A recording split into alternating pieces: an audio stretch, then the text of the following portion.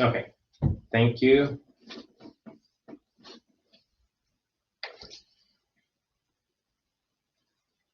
Okay, so it's exactly 1 minute past 1, so time for latecomers is over. And I wanted to welcome all of you in the first ever English webinar that's organized by Education for Industry. My name is Maciej Antonik. I'm going to be your host today. Just some technical details to start with. So this is not the first webinar we're doing. It's probably number 7 or 8. I lost the count. But until today, we're doing them only in Polish. This is the first time we're trying out to make a webinar in English. So hello and welcome, and thank you for joining. All of your feedback is going to be highly appreciated.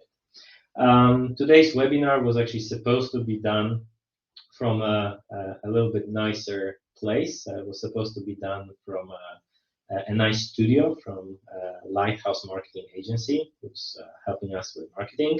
Unfortunately, yesterday they got COVID, so we had to move it to my home office, which is something you can see behind me. Everything is prepared, but I hope the wind that is pretty strong today here in Poland is not going to be a problem, make any problems with my internet connection. Today's webinar will probably take about an hour. We did the same thing today 2 hours ago in Polish, and it was almost exactly 1 hour. And the structure of today's webinar is that I'm going to talk a little bit, and I have some slides I wanted to show you, but most importantly, the second part of today's webinar is going to be slightly more practical. So I have some live demonstrations of control theory teaching hardware and software. So please hold on until the very end so that you can see the demonstrations I have prepared. I hope they will work. They worked earlier today. In the bottom right corner, you should see a chat window. So if you have any questions, just type them in right away. If I see them, I'll try to answer them right away. If not, then I will answer them at the very end of this webinar. The webinar is recorded. Of course, your names don't show up anywhere. So just the contents of this webinar are being recorded, and they will be available for later viewing. All of you are going to get an email with a link, and also you can find them on Edu for Industry's YouTube channel. So if you just type in YouTube Edu for Industry, you're going to find us. So looking at the list of participants, I kind of see there are some familiar names. Hello, thank you for joining. But I also see that there are some new names that I believe we have not had the chance to meet. So I just wanted to start very quickly by introducing our company. So Education for Industry is a company based in Poland. Our main office is in Wrocław, in the southwestern part of Poland. We are on the market since 2013, but about 1.5 years ago, we changed our name. We used to be known as Concaster, and our new name is Edu for Industry, which stands for Education for Industry. And we are a company that focuses on delivering teaching and research workstations for engineering schools and universities. And we focus mostly on industrial automation and robotics. So we supply various teaching and research platforms that are best suited for academic use, either for teaching, for research, or for both of them. So as it comes to automation, we're authorized didactic partner of Siemens, and we base most of our teaching stations on Siemens PLCs. And as it comes to robotics, we have a wide range of mobile platforms and robotic arms, also LiDARs, and some other tools that you can find on our website. And kind of the reason why we're here and our goal is that we help universities accelerate research and train engineers that are ready for the challenges of Industry 4.0. And this is how the name Education for Industry came to life. A few words about myself. So my name is Maciej Antonik. I run Education for Industry. I've been here for 3.5 years, but my experience is a bit longer than that. So for more than 10 years, I have been focusing on the academic market in Poland and in Eastern Europe. So I have been focusing for many, many years on delivering teaching and research stations to many countries, mostly in Central Eastern Europe. And today we're going to talk not specifically about automation or robotics, but about one subject, one course that's being taught on most of the studies that relate to those subject, which is control theory.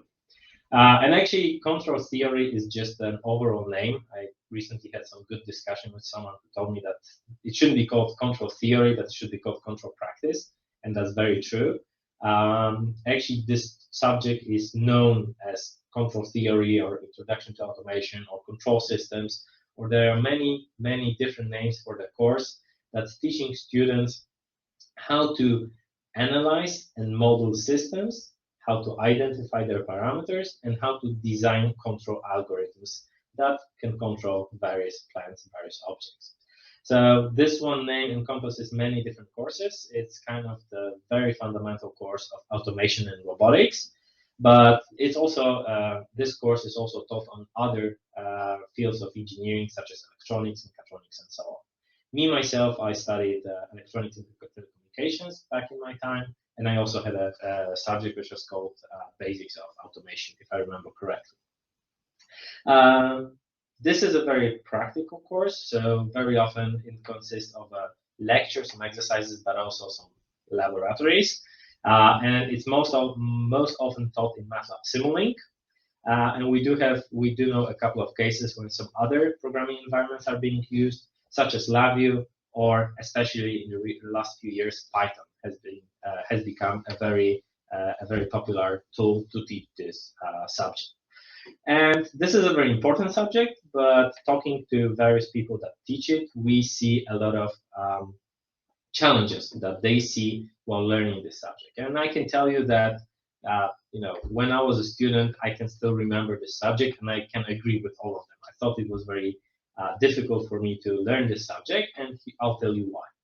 I think so. I was able to find three main challenges that I think make control theory or control systems engineering a very difficult subject for students. So one, it's very difficult on the theoretical part. So the math that's required to get to know and understand control theory is very difficult. You need to be very proficient in things like differential equations, Laplace transform, matrix operations, and so on and so forth. So this is kind of one reason why many students struggle with it if they don't have a very good grasp of those mathematical concepts. But the second thing, which is also important, is the student motivation.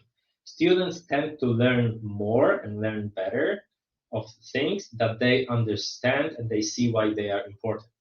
And very often in control theory, even though it is very important and we see it in every day of our life, it's very difficult, especially at the very beginning, to understand what's the connection between the theory and practice.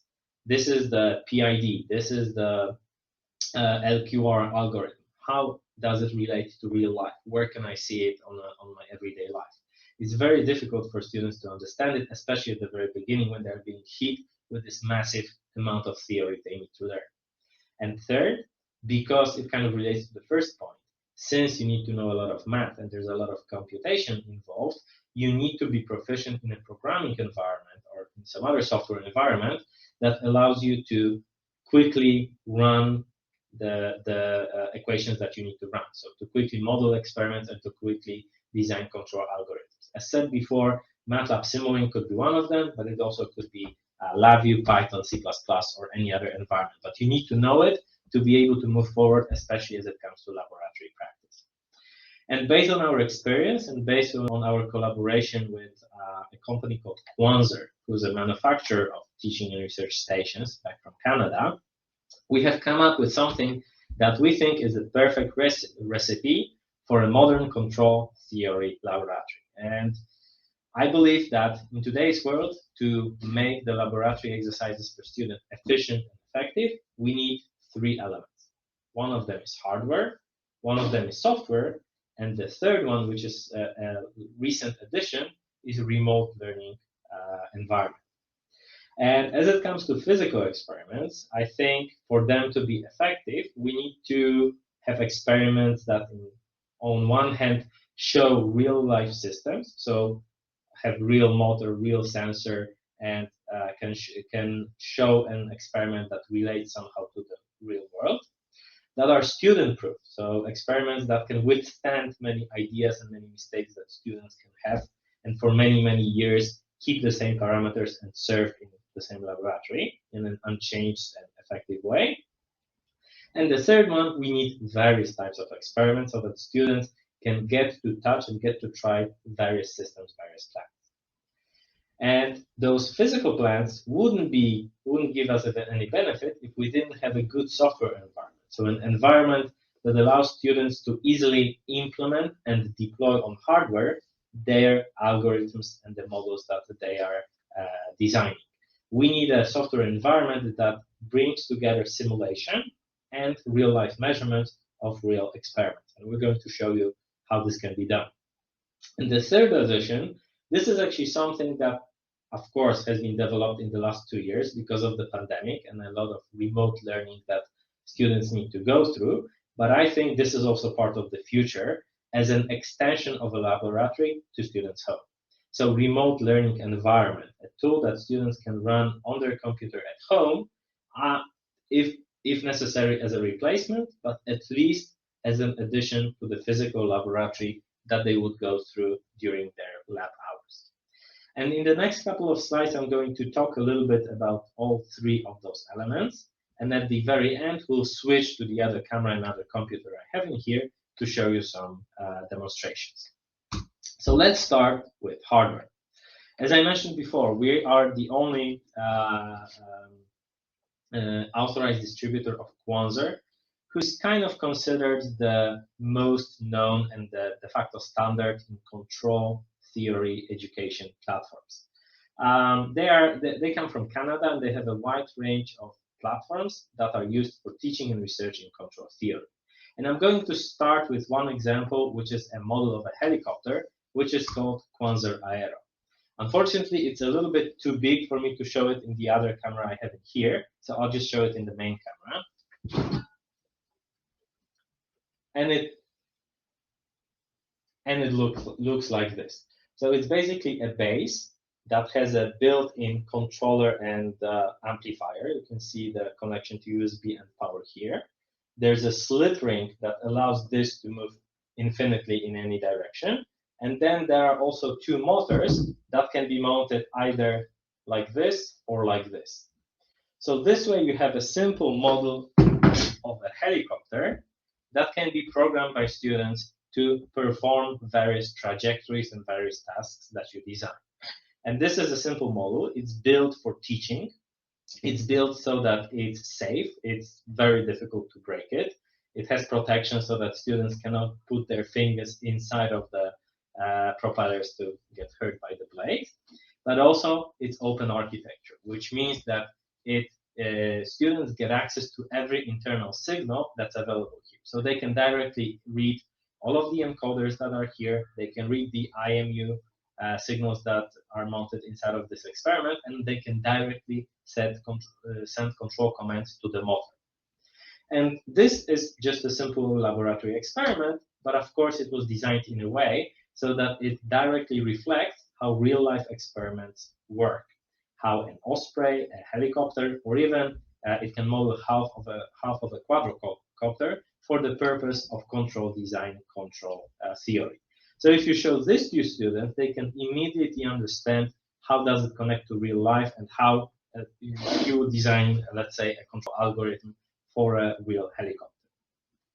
And one thing that's very nice about Quanser is that they don't only deliver hardware.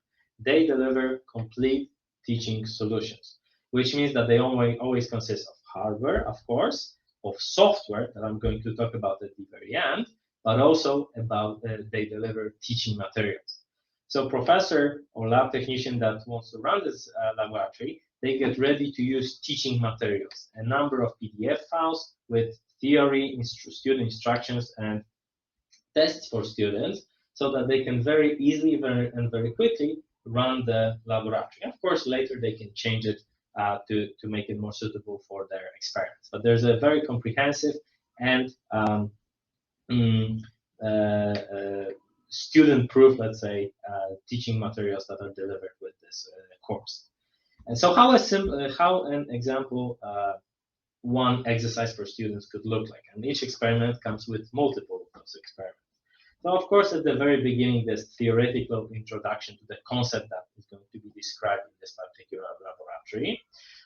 Then there are some, then let's say we're talking about modeling of one of the experiments. So we have theoretical introduction, a data sheet, so basically a list of real-life technical parameters of each of the elements that construct this plant. Then the students are tasked with writing down the model of this experiment, implementing it in MATLAB Simulink, and then running it on real hardware.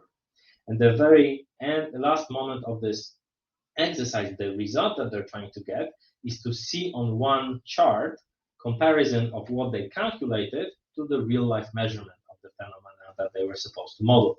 And this way, students on one screen can see comparison of simulation and real-life measurements. And that's something that helps them to understand the connection between theory and practice.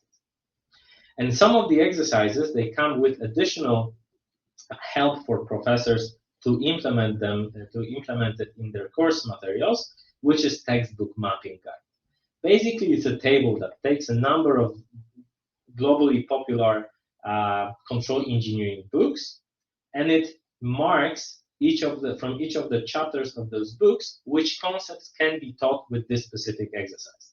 So this is an example for Quanser AERO. So this is the example for the helicopter model that I have just discussed, and it shows specific concepts, specific page of the book, and the concepts that can be taught with this experiment. And of course, if you have your own syllabus of the book, you can send it to us, and we can help decide which of the experiments can be the best to fill in to best describe the concept that you're trying to teach to your students. And one last thing about hardware that I wanted to mention is the fact that the hardware is a platform at Quanser. So it's not only one standalone exercise or a number of standalone modules, it's a family of products that can very easily extend from introduction to control theory, to advanced control theory, to research. So let's take an example of the Quanser AERO, a simple model of a two-dove helicopter. You can easily expand it to either a three-dove helicopter and a drone, or a gyroscope. So easily students can start learning on a very simple basic platform, and then go to their future laboratories where they want to learn more advanced concepts or where they want to perform research using the same hardware platform and using the same programming paradigm.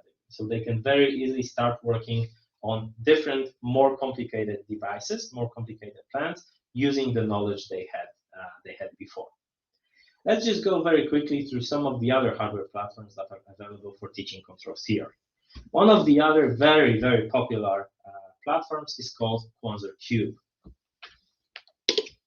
And I actually also have one here, and we're going to see much more of it later. But basically, it's a little cube like this one that comes with an inertial disk and then with an inverted pendulum module that can be mounted here on top of this experiment, that students can use to very easily learn the basics of control theory. It comes with a lot of teaching exercises, and it's a very good introduction to control theory. I have to also mention that this is also one of the least expensive experiments from Quanser, so it's also a good starting point for some of the laboratories that don't have funding to go all the way with the more advanced plans at the very beginning. There's also a little bit more complicated and advanced version of Quanser Cube, which is called Rotary Servo based unit. And I'm going to try right now to switch to the other camera. Give me a second.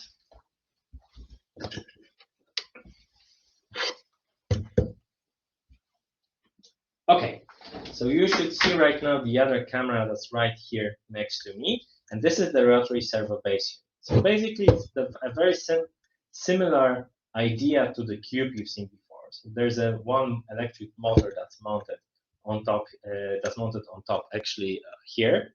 So there's a tachometer and an encoder, and there are some gears that actually can be replaced to get a specific gear ratio that you want.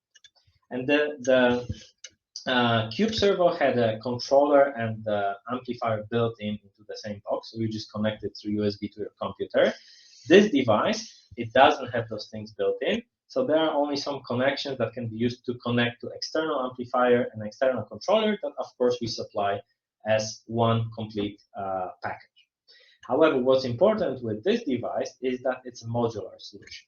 So you can start off by using just this setup, as you can see in here. You just mount a small disk like this, and then you can teach students basics of control theory. So how a DC motor works, how to model it, and you can teach them concepts such as speed or position control. But this is just the very beginning, because this is a modular platform, which means that you can take off the disk from here, and you can mount some other modules in the same place. So let's say I wanted to teach students about a flexible joint. So I mount an additional module here, and I have an experiment that shows students how to control a joint that's elastic. So if you can see here, I'm not sure how visible it is, but if you can see here, this is a joint that's mounted with some springs so that it moves like this. And students have a goal to design a control algorithm that will control the motor in the base so that the vibrations here are minimal. And there's also a number of other modules that can be mounted on top of this device, going all the way from very basic concepts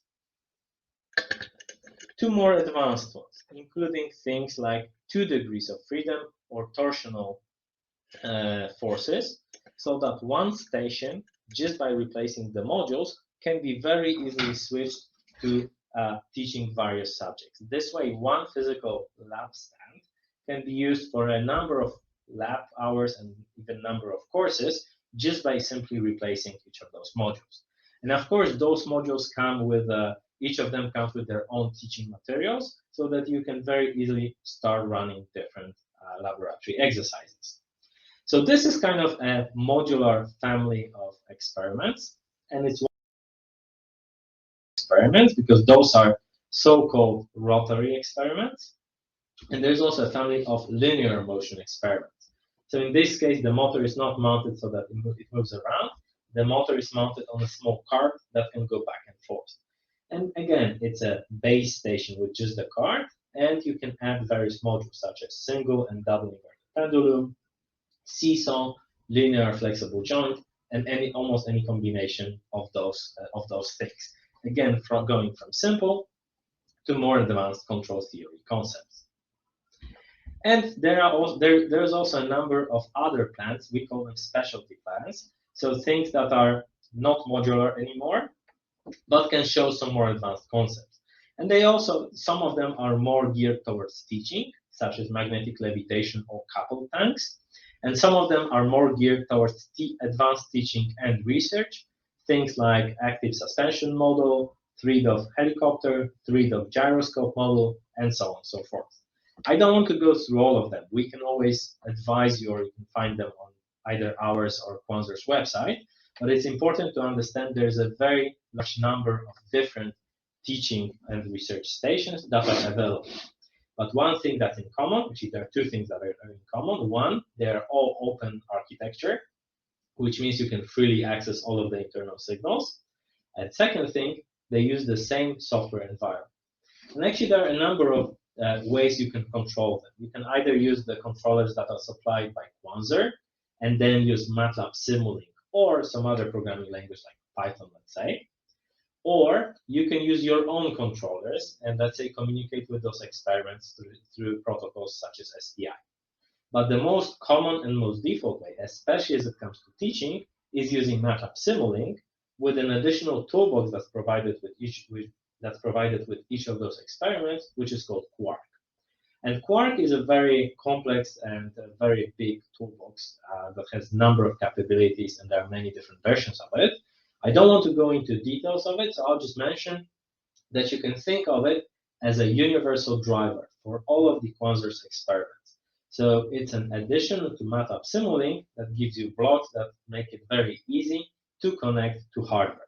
And that's something that we're going to see during the demonstration that will be here shortly. However, before we go to the demonstration, I wanted to talk about some of the recent developments from Quanser, which are tools for remote learning.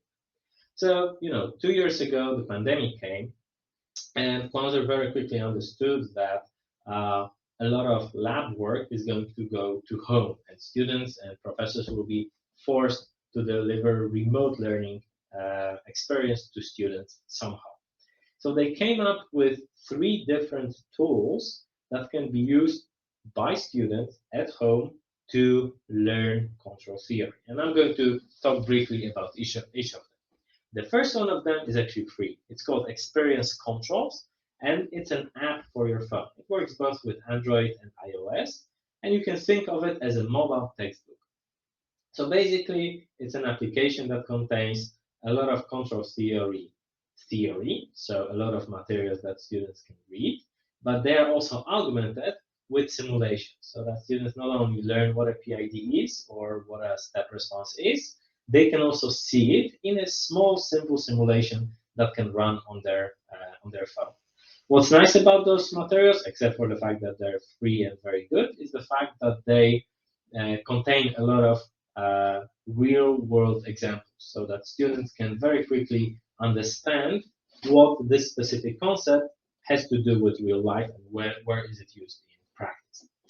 So this is a very simple tool that can be at any moment used by anyone to learn control theory and quickly find some concepts they, let's say, want to refresher on. However, there are also some more advanced tools that can be used for teaching students remotely. First of them is called Qlabs Controls. And actually, Qlabs Controls and the next one are very closely connected to each other. So it's very difficult that it's very important that I explain you the differences and similarities between them. So Qlabs Controls is a subscription service. You have to pay for it, but it gives you access to this tool for all of your students. I think it's up to 100 students or even more if you need. And it allows students to install either on their phone, but preferably on their computer, a 3D model of the experiment or the plant that could be available in the laboratory. And students have a possibility to run simulations on them using a predefined simulation schemes that are available here. So that using there are various exercises that students can run. Each of them come with a textbook and with course materials very similar to the ones that are available for the physical plants. And in this case, students can tweak the parameters of the simulation and see how the system behaves and see how it really works. It doesn't, of course, replace the lab experience, but it helps if you're not in the lab, or it could be also used as a preparation for the lab. However, in my opinion, something that's similar but much better is the last position in Quanser's portfolio, which is called Qlabs Virtual Experiments. And on the very first site, it looks almost identical. It's also a 3D representation of a physical plant. It could be this or some other. I'll show you this during the demonstrations. However, in this case, the simulation capability is not defined by Quanser. So it's not that you have just some buttons and knobs that you can press, and those are only things you can change. Because this model can be controlled from MATLAB Simulink in exactly the same way as a physical model. So you can run the exactly same code to identify its parameters or to run a control algorithm on it, regardless whether you're sitting in a lab and you have a physical experiment in front of you, or you're sitting back at home and you have this, which is basically a digital twin of this experiment. So this way, students, if they're forced to do remote learning, they can almost feel like if they were in the lab, because it behaves in an almost identical way to a physical model.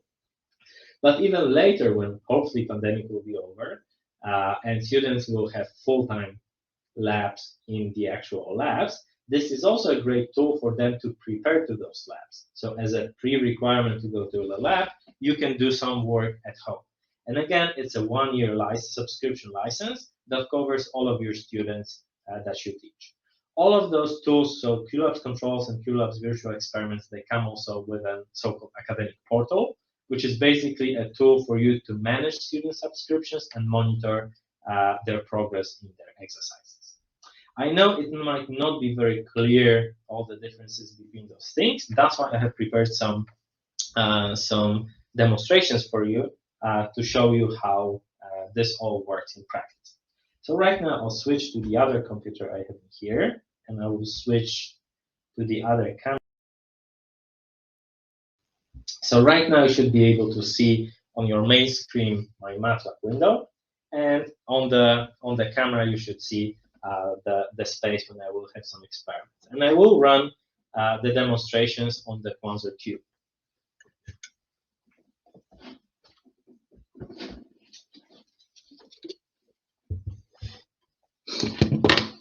So this is the Quanser cube servo. As mentioned before, first I need to connect it. And you can see here in the back panel there are two connections for power and for USB. So I will connect them now.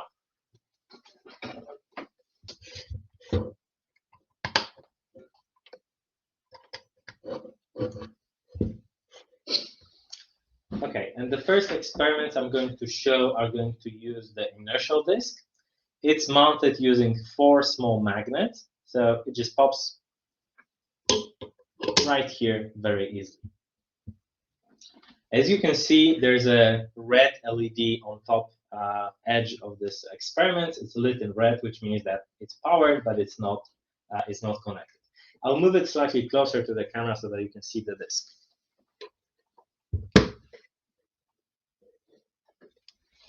Okay, now let's go to MATLAB. If you can see in the left side, I have some files that I downloaded from Quanser's website before. Those are the files you get when buying Cube Servo. Actually, most of them you can download freely at any moment. So I will go to Instructor Resources, Fundamental Labs, and I'll start with DC motor. And what you can see in here that for DC motor itself, which is basically cube with this inertial disk, there is a number of exercises that are prepared. And each of those exercises, it comes with documentation, which is basically a PDF file, and it comes with software, which is basically the files to run the experiment. So let's take a look at the very first one, which is block diagram modeling. This exercise is the exercise where students design the model of this DC motor, and they verify its behavior by comparing it to how it compares to running the model. So I'll open quickly the teaching materials that come with it. As you can see here on top, it's called Block Diagram Modeling Instructor, which means that this is the PDF that instructor gets, which means it has all the answers to all the questions. There's another version of this PDF that's called, I think, Student. And in that case, it only has questions, it doesn't have answers. So let's see what's here. So we start off with background, which is basically a theoretical introduction to this specific exercise. So this is a model of the Cube Servo DC motor with a load, which is this inertial disk. And here is a table with all the physical parameters of all the elements that were used to build the motor and the disk. Now we go further. There's some math that is basically calculation of the model of this experiment. And we come to the second part, which is in-lab exercise. So students, So students can see that, okay, we have to start with this, there's a starting point prepared for them, and we'll see the starting point in a second. And their goal is to implement the model of the Cube Servo that they designed themselves. You can see here A1, A2, those are the questions that students need to answer during the lab. And of course, everything that's in red, those are the correct answers that professor instructor gets. And this is empty if you open the student version of this PDF. And going further, there are some questions and calculations that are needed. Students finish the block diagram and they run the experiment. So let's see how the code works.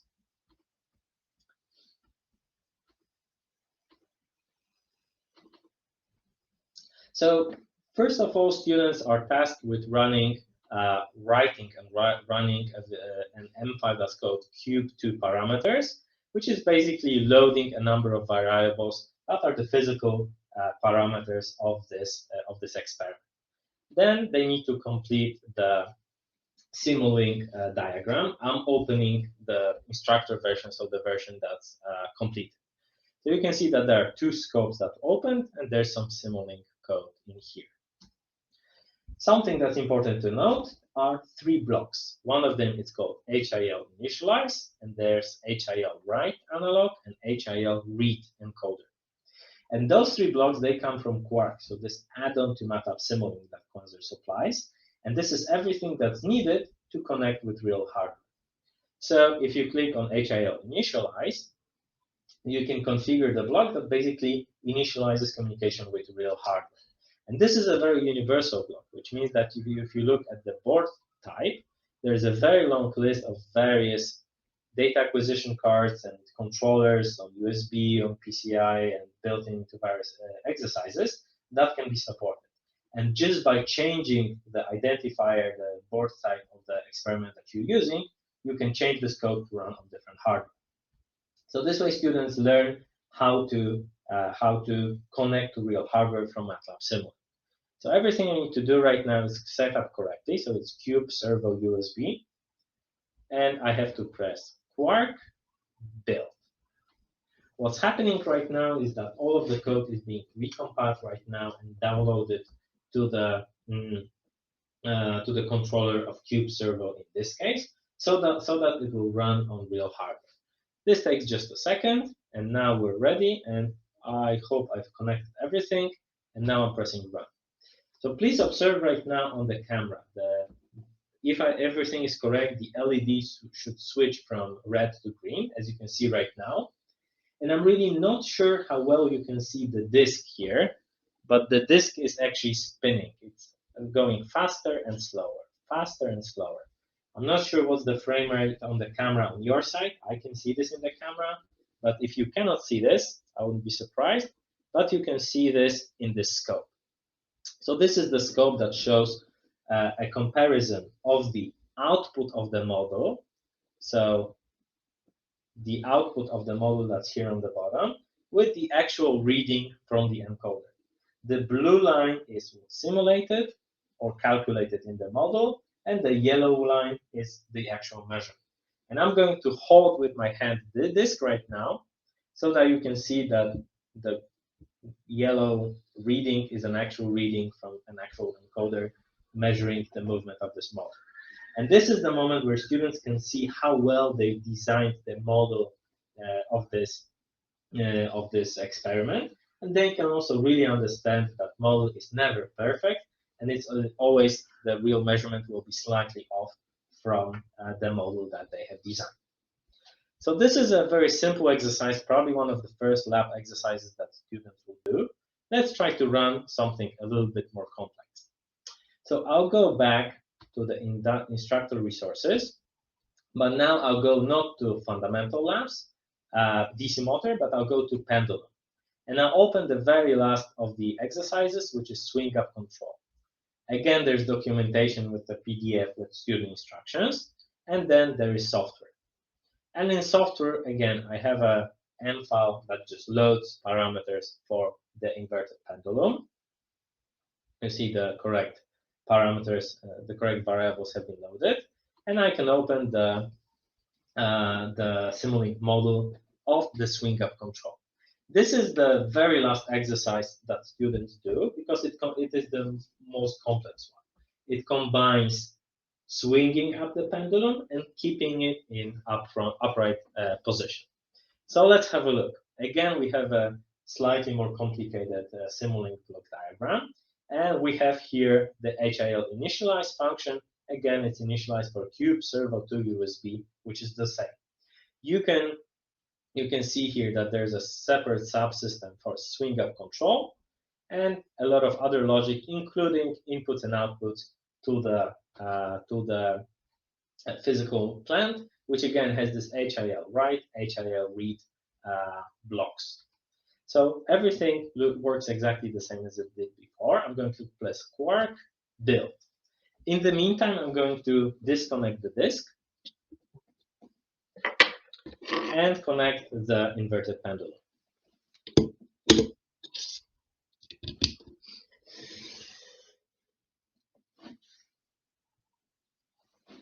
Okay, you should see it slightly better right now. Okay, so the compilation should be over. And again, if I didn't touch any cables too much, it should work. So I'm pressing run.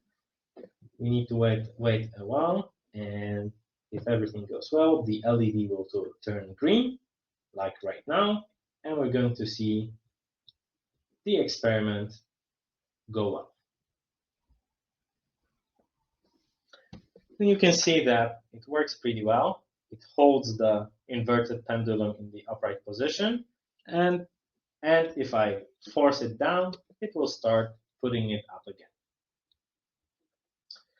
So this is the, oops, sorry.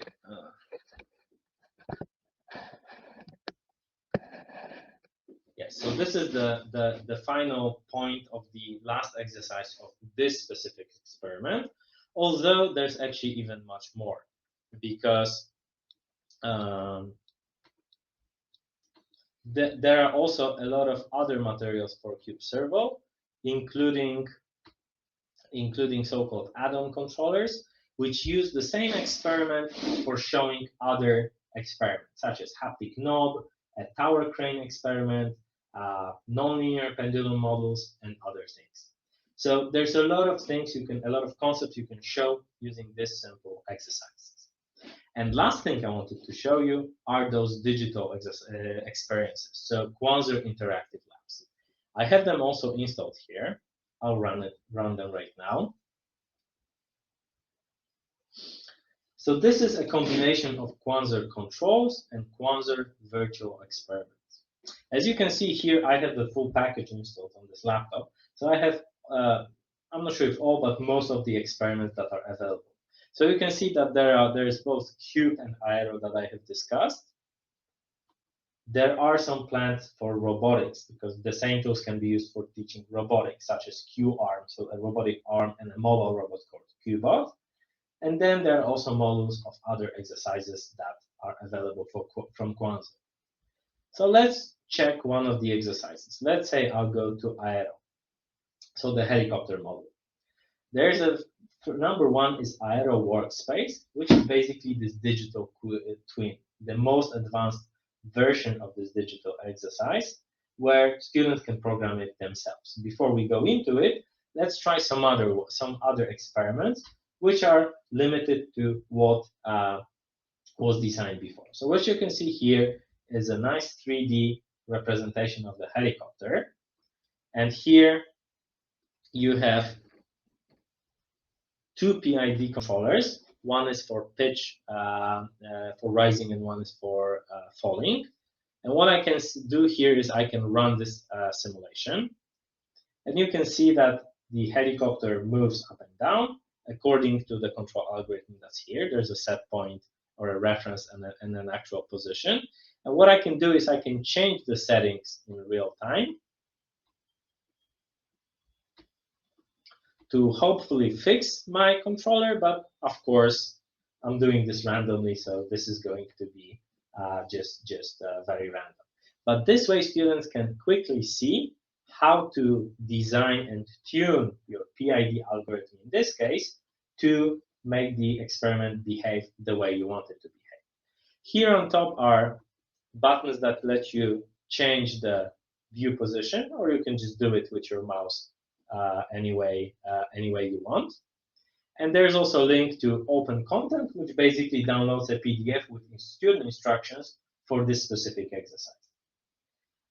So this is an example, and you can see there's many of them, of specific exercises that you can do in simulation when students are at home. It's a great tool for either remote learning or at least preparation for real laboratory. But I want to show you one more thing. So let's go to Cube 2 with a pendulum mounted on top of it. And let's open Pendulum Workspace. On the very first side, this might look similar. So again, we have a 3D model of a Qlabs Servo with an inverted pendulum. I can move this any way I want. But as you can see, there are no buttons, slides, and anything that would allow me to run any simulation on, because I can run the simulation from MATLAB Simulink. So let's imagine that the student that was just running the swing up control experiment from the lab, so the code we had just seen here, he's not in the lab, he's at home. So the only thing how he needs to change while designing the algorithm that's already here is change the HIL initialize block. So right now this block is configured in a way to connect to real hardware, a physical device that's connected by USB to this computer. But I can just change this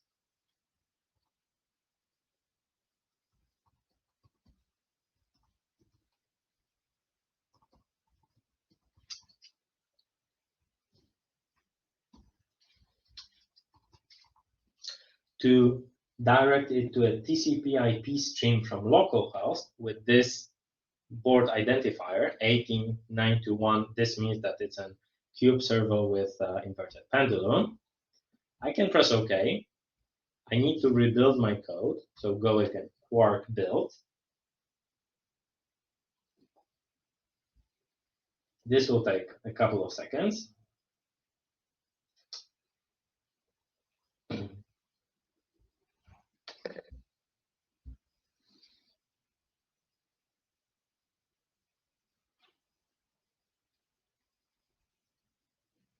Okay, compilation is over. I'm going to run monitor and tune. And right now, I think you can still see in the camera the physical experiment. It's not moving, but please observe the virtual one on the Quanser Interactive Labs window. Its LED should switch from red to green as it did right now. And as you can see, the experiment started running. Actually, it seems like this model, this model is not very accurate, because with those settings, my physical model could could put the pendulum up. Here, I need to do some changes. So I'll change this parameter to, let's say, 1.5.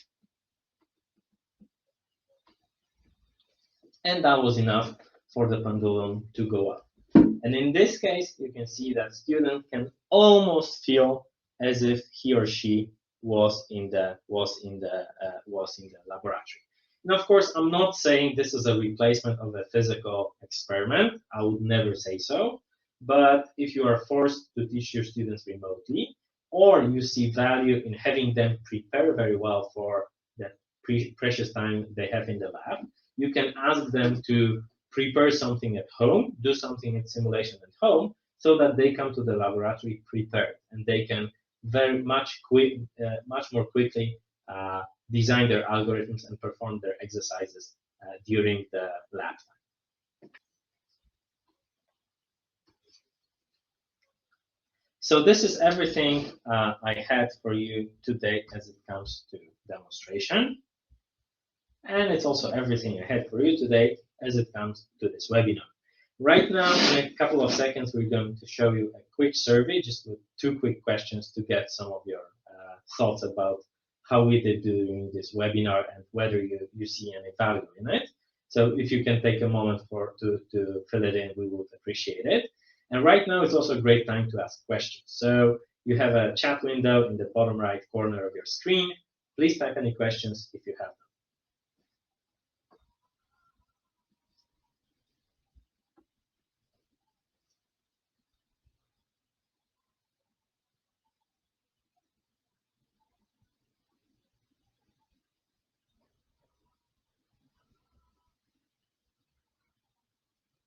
Okay, I see some people are filling the survey.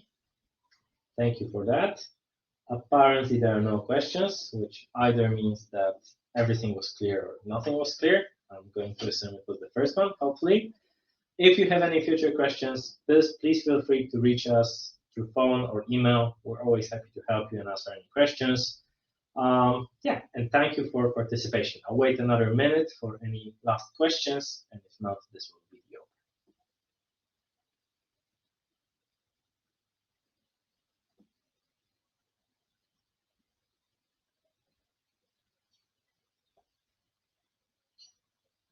Okay, it seems that everyone is done. So thank you again for joining, and please Keep an eye on our social media and our website for future webinars, if that would be interesting for you. So please feel free to contact us if you have any plans to upgrade or build new laboratories from automation, control theory, robotics, or any subjects around those. Thank you and have a nice day. Bye-bye.